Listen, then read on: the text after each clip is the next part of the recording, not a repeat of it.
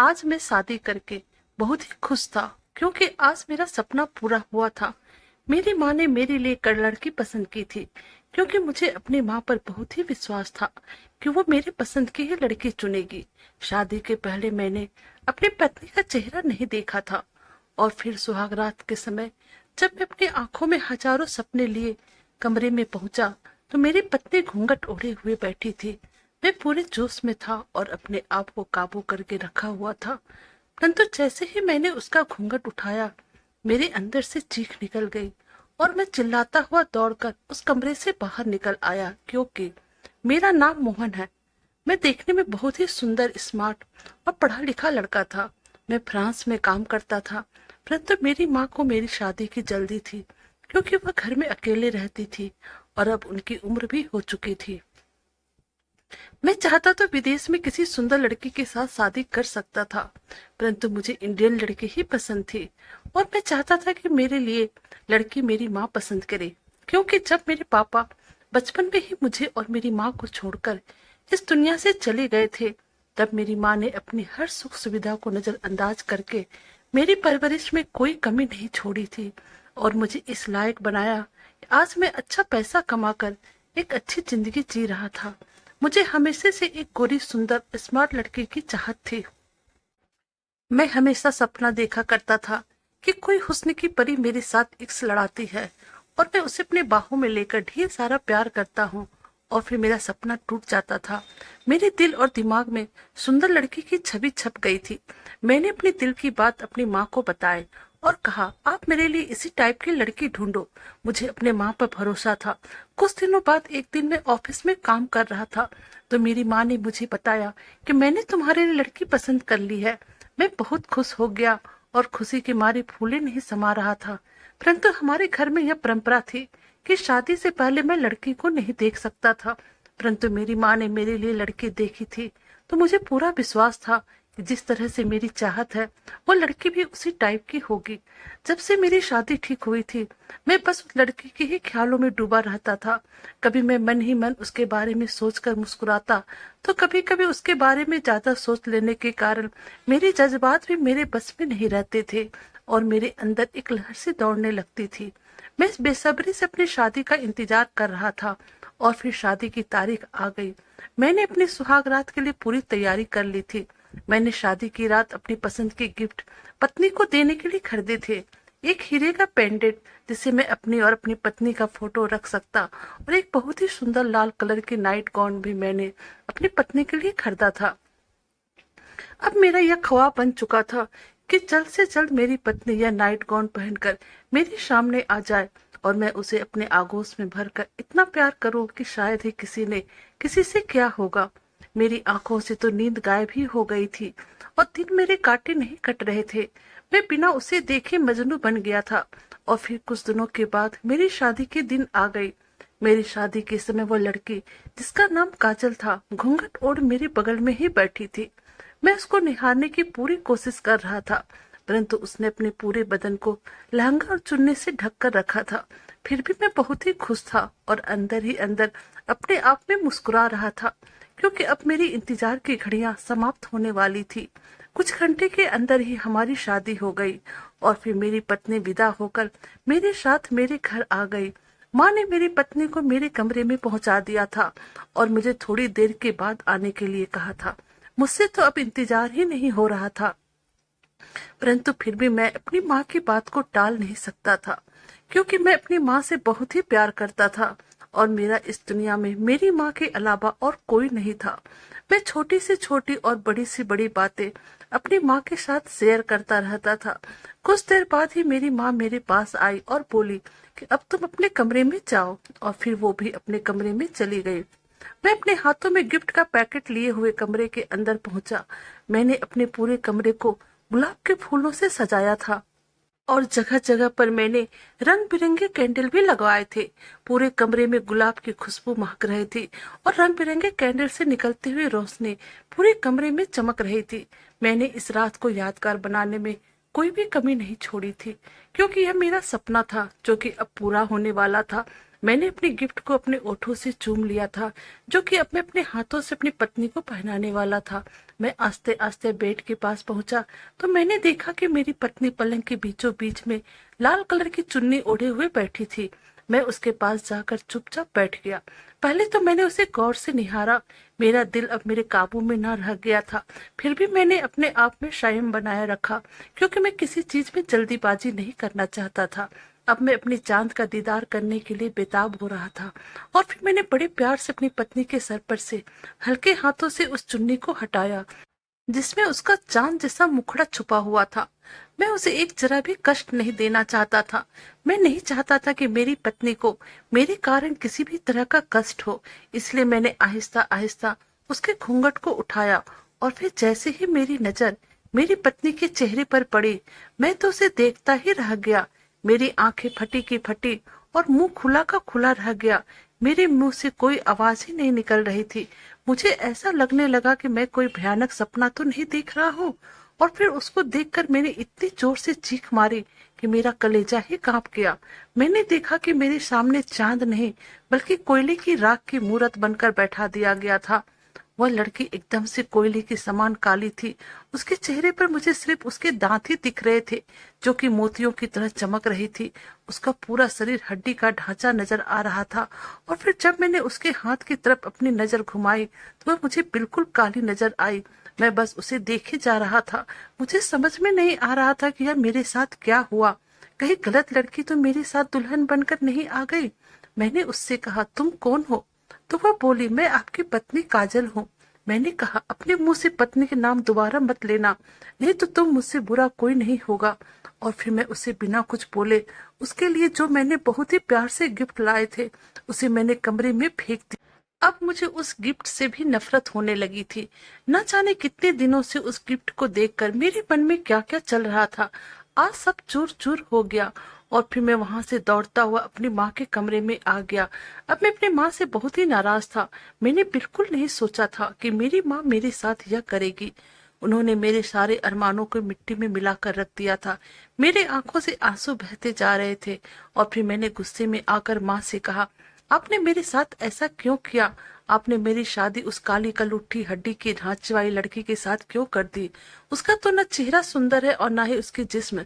वो तो मुझे किसी कोयले की राख से कम नहीं लग रही है। आखिर आपने मेरे साथ ऐसा क्यों किया? तब माँ ने कहा, बेटा, अगर मैं अच्छी लड़की देख कर लाता, वरना तो दहेज देती और न ही घर के काम करती। और तुम्हें तो पता है मुझे नौकरानियों के हाथों का खाना बिल्कुल पसंद नहीं है। और अब मेरी उम्र हो गई है, तो घर के काम काज करने के लिए और मुझे टाइम से खाना देने के लिए मैंने काजल को पसंद किया। क्योंकि तुम तो शादी के कुछ दिनों बाद ही फ्रांस चले जाते, और अगर तुम्हारी पत्नी यहाँ पर रहती तो सुंदर होने के कारण किसी और लड़के के चक्कर चलाकर भाग जाती। इसलिए मैंने बहुत सोच समझकर काजल को इस घर की बहू बनाया है। मैंने कहा, आपको क्या लगता है यह लड़की घर के कामकाज करेगी? माँ बोली, मैं सब संभाल लूंगी। यह वैसे भी गांव की लड़की है, इसे तो यही रहना है। और अब तो विदेश जाकर अपनी मनपसंद की लड़की से शादी कर लेना। मेरी तरफ से कोई रोक टोक नहीं है। मैंने तुझे अपनी तरफ से पूरी छूट दे दी है। तू जिस लड़की से शादी करेगा मैं उसे अपनी बहू मान लूंगी। अब तू वहाँ खुश रहना और मैं यहाँ पर खुश रहूंगी, क्योंकि मेरा यहाँ पर अकेले मन नहीं लगता था। और अब तुझे इस लड़की की फिक्र करने की कोई जरूरत नहीं है। वैसे भी मुझे एक नौकरानी ही चाहिए था। माँ की बातें सुनने के बाद मैं बिल्कुल चुप हो गया, क्योंकि मेरा भी मन टूट चुका था। अब मुझे संभलने में थोड़ा समय तो लगता ही। अब मैं फिर से अपने कमरे में नहीं गया था और दूसरे कमरे में जाकर सो गया, क्योंकि अगले दिन मुझे फ्रांस जाना था। वैसे तो मैंने 1 महीने की छुट्टी लेकर आया था कि अपनी पत्नी के साथ हनीमून मनाने के लिए यहाँ जाऊंगा वहां जाऊंगा और न जाने क्या क्या। परंतु अब तो वह सपना सपना बनकर ही रह गया। सुबह जब मैं फ्रांस जाने के लिए तैयार हुआ तो केवल अपनी माँ से मिला और फ्लाइट पकड़ने के लिए एयरपोर्ट चला गया। मुझे काजल का चेहरा दोबारा बिल्कुल नहीं देखना था, क्योंकि रात में ही जब मैंने उसे देखा था मेरा मन टूट सा गया था। इसलिए मैं अब अपने मन को और ज्यादा तकलीफ नहीं देना चाहता था। मैं फ्लाइट पकड़कर फ्रांस चला आया और यहाँ पे आने के बाद मैं अपने कामों में बिजी हो गया और अपनी उच्च बदसूरत पत्नी को भूल गया। मैं अब यहाँ पर अपने लिए लड़कियों की तलाश करने लगा। मैं जिस तरह की लड़की का सपना देखा करता था, मुझे उस टाइप की लड़की मिल रही थी, परंतु मुझे तो इंडियन लड़की से ही शादी करनी थी, क्योंकि विदेशी लड़की मुझे अच्छी नहीं लगती थी और अब एक इंडियन खूबसूरत लड़की की तलाश में था। परंतु अगर कोई अच्छी लड़की मुझे मिल भी जाती तो मुझसे कहती कि तुम्हें अब वापस इंडिया नहीं जाना होगा और तुम्हें यहाँ पे ही अपने सारे रिश्ते नाते तोड़ने होंगे, जो कि मुझे बिल्कुल भी पसंद नहीं था। मैं अपनी माँ को नहीं छोड़ सकता था। मैं लगातार कोशिश में था कि कोई मुझे अच्छी इंडियन लड़की मिल जाए। एक दिन मेरी दोस्त की बर्थडे पार्टी थी। उन सभी दोस्तों को एक रेस्टोरेंट में इनवाइट किया था। मैं भी सही समय पर वहां पहुंच गया। वहां पर खाने और पीने दोनों की सुविधा थी। उस रेस्टोरेंट में एक बार डांसर डांस करने के लिए आई थी। वह देखने में बहुत ही सुंदर थी। उसने बहुत ही छोटे छोटे कपड़े पहने हुए थे। उसकी डांस में एक ऐसा जादू था कि मुझे उसकी तरफ देखने के लिए मजबूर कर दिया। अब मैं रोज उस रेस्टोरेंट में आने लगा जहाँ पे वह लड़की डांस करती थी। एक दिन मैंने उस लड़की का नाम पूछा तो उसने मुझे बताया वह इंडियन है और उसका नाम काव्या है।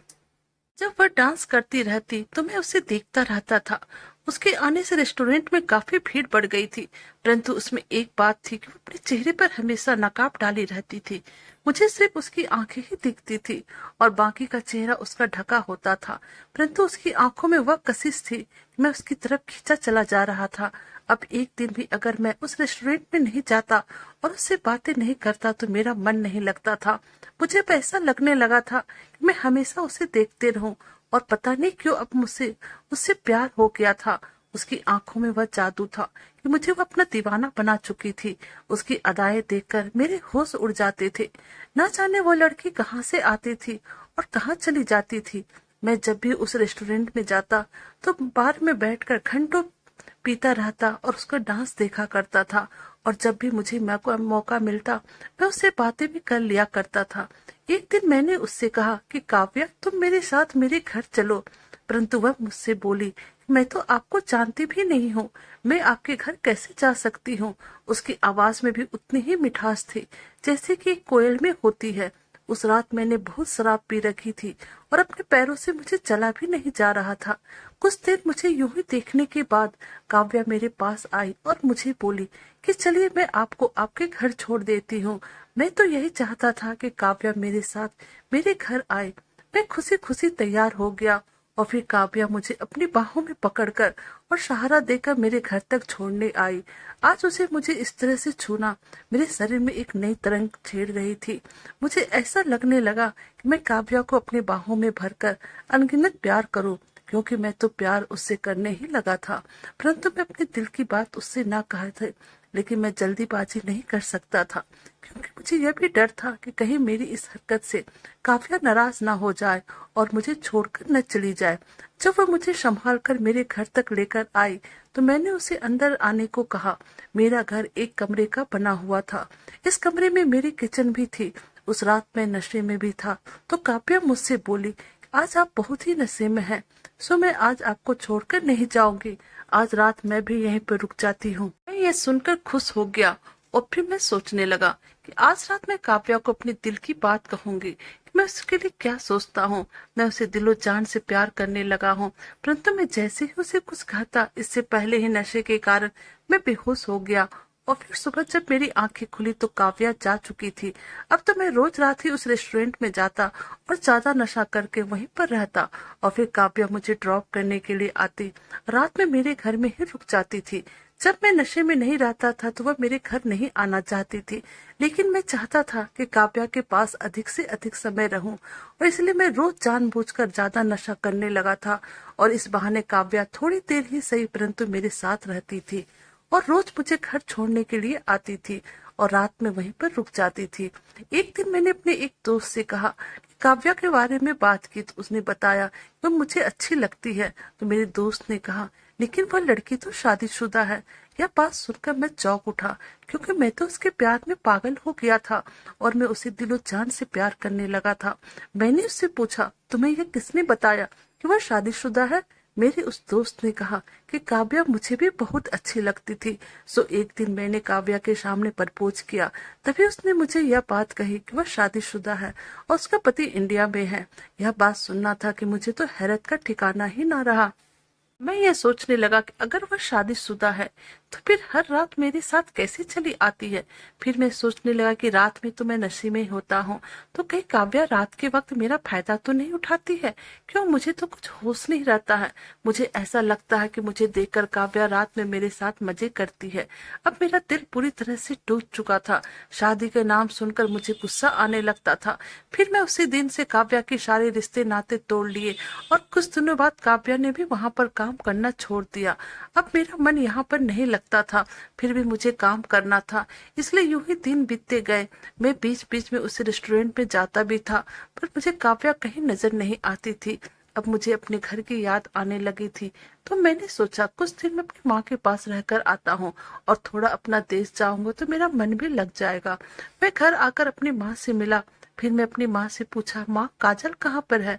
मुझे बताया कि जब तुम चले गए तो वह 3 दिन भर रोते रहती थी और घर का कोई काम भी नहीं करती थी। अगर मैं उसे कुछ बोलती तो मुझसे लड़ाई करने लगती थी और एक दिन हम दोनों में इतनी लड़ाई हो गई, वह हमेशा के लिए अपने मायके चली गई।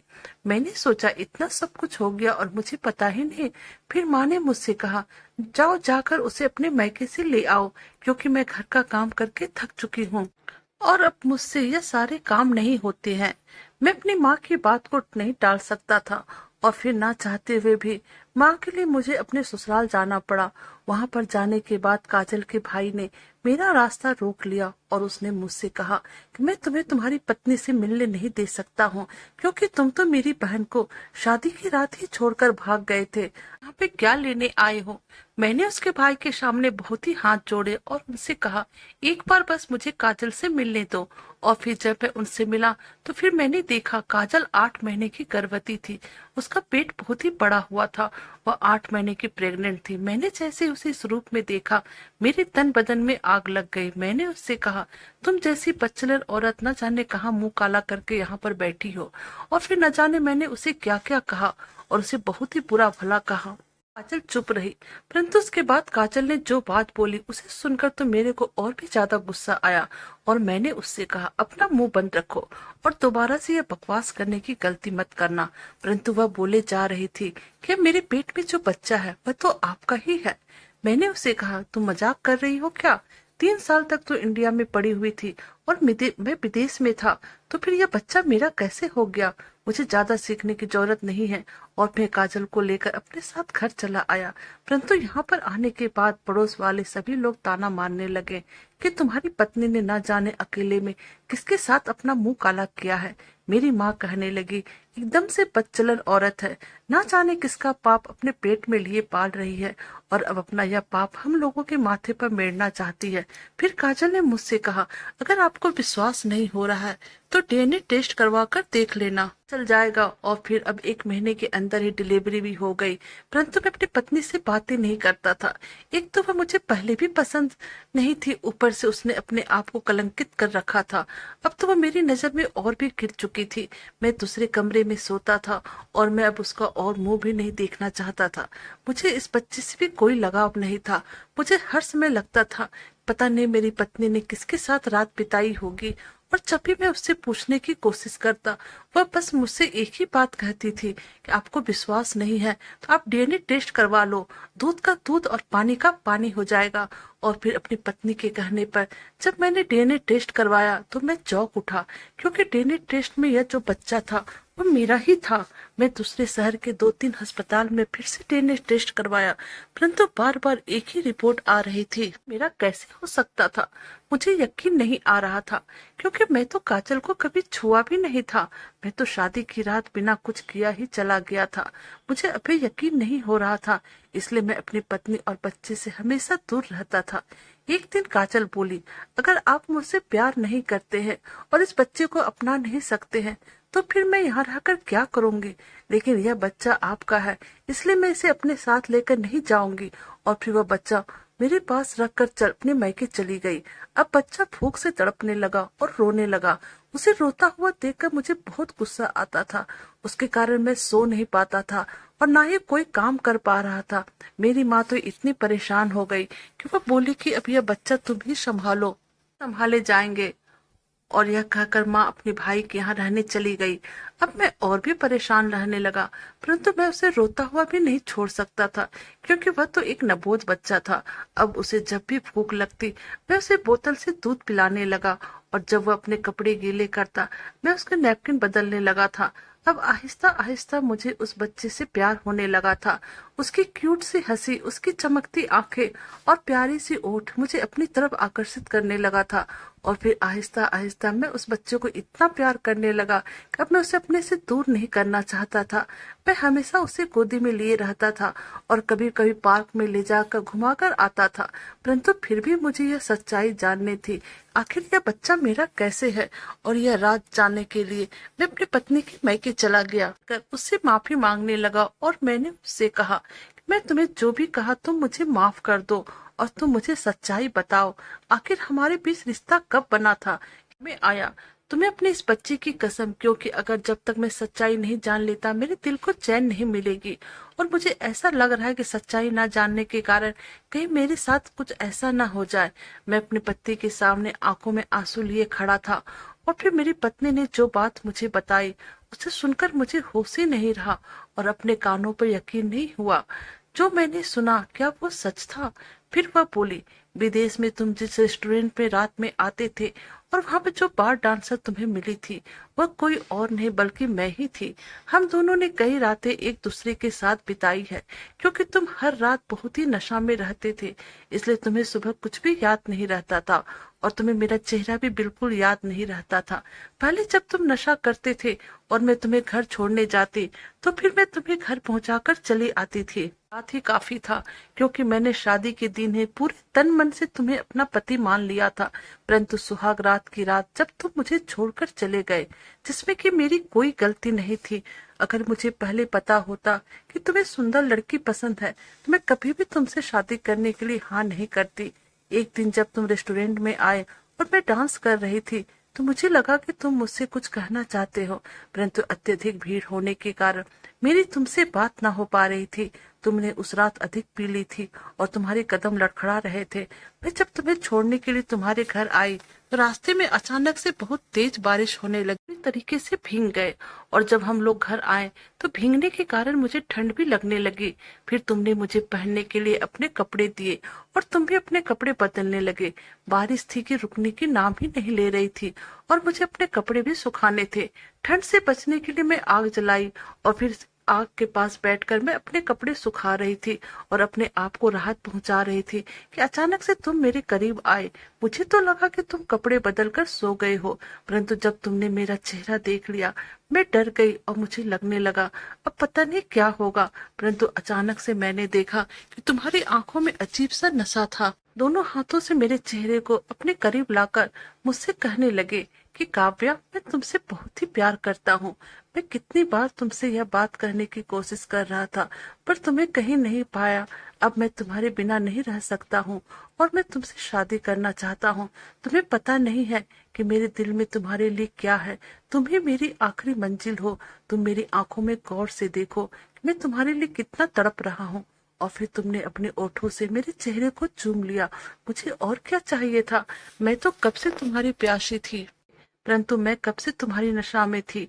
और फिर उस रात की बारिश में हम दोनों बह गए, और उस आग के सामने हम दोनों ने अपनी प्यास बुझाई। सही मायने में उस रात हम दोनों की असली सुहाग रात थी। रात भर तुम मुझे प्यार करते रहे और मेरे आगोश में खोए रहे। तुमने मुझे इतना प्यार किया कि मैं सब कुछ भूल गई। मेरी अब हर सांसें तुम्हारी हो गई थी। परंतु जब सुबह हुई तो मुझे डर लगने लगा कि अब क्या होगा, और मैं डर के मारे अपने कपड़े बदलकर वहां से चली आई।